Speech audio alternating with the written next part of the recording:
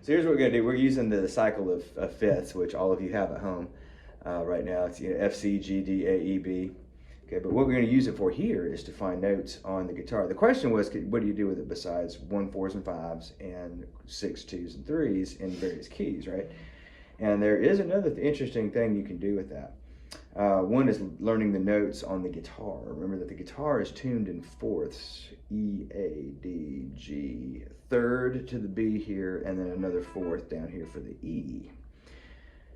The cycle of fifths backwards gives you the cycle of fourths, so that's going to come in handy. So the first way we might want to learn the notes on our guitar, we want to be thinking everything we can play a root position open chord for, we know the bass notes on this corner of the guitar. If you know a C, good, C note. If you know a G chord, you know that's a G note. If you know an F chord, you know that's an F, and that's an F. If you know an E, if you know an A chord, you should already know the names of your strings when you start that, but that's E, A, and D right there.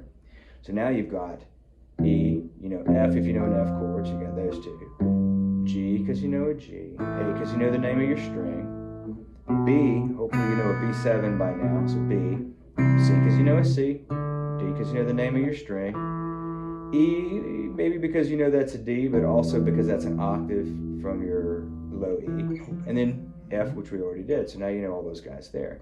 You know the 5th fret because you know that 5 frets in, you have the next open string, so you know that's an A. You know 5th fret on the A string is a D. You know 5th fret on the D string is a G. So now you know these guys and you know that. Now we're not worried about sharps and flats because if you know the names of your natural notes, you know the sharps and your flats. So you got A, you got D, you know that's G.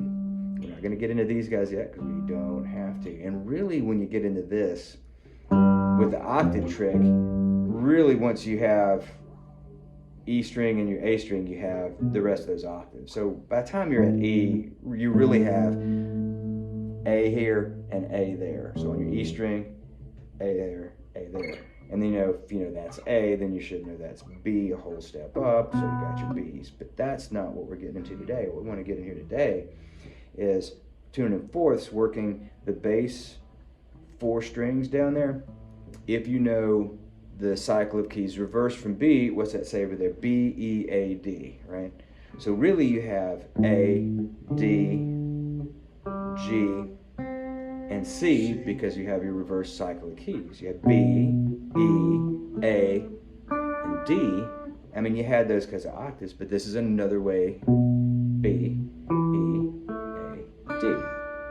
D, then what's that? G, what's that? C, what's that? F. Right? G, C, F, B flat if you want to go so far in there. Remember, we don't have to get our flat. If you know the neighboring B and the A there, you know B flat's in the middle of it. Don't call it A sharp, just don't.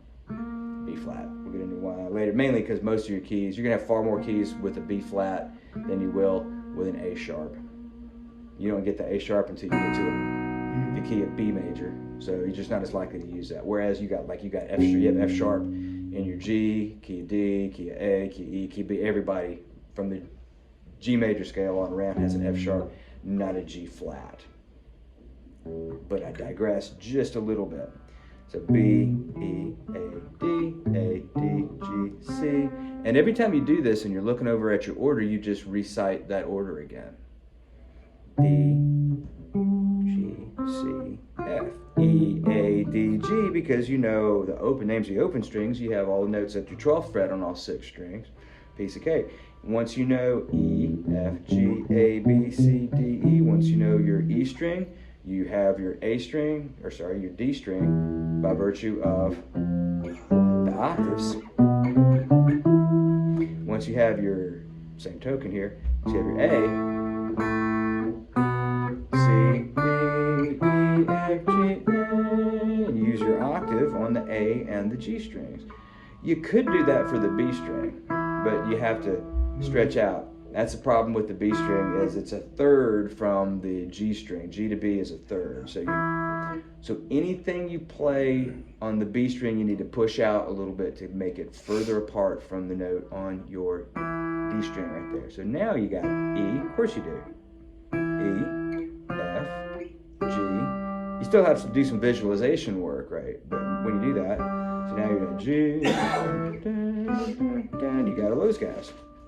Now, of course, you get to the 12th fret, all that stuff starts all over again, and they even keep the dots 3 frets on basically in the same spot. So the octave, we don't even worry about that. If you get this much, you got that.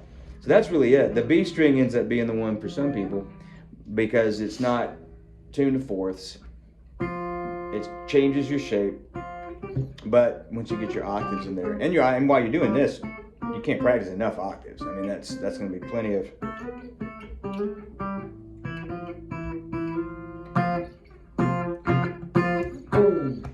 So that's how fourths can be used for little fretboard geography using the note names.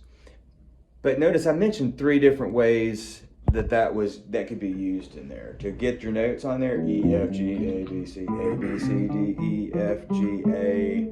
You know, once you get E and A strings on your, the bass notes, those E and A guys right there, of course you have octaves, so you really have, as soon as you have these 2, you really have those 4. Yep.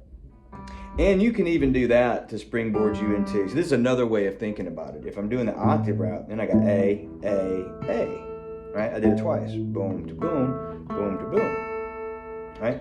I can do C, C, C. And that's really that's another way to get at the B string. Once you have your low E, you have your high E string. So the notes, you use things you know, and you learn the names of notes on your fretboard while you're doing other things. That's a good trick. So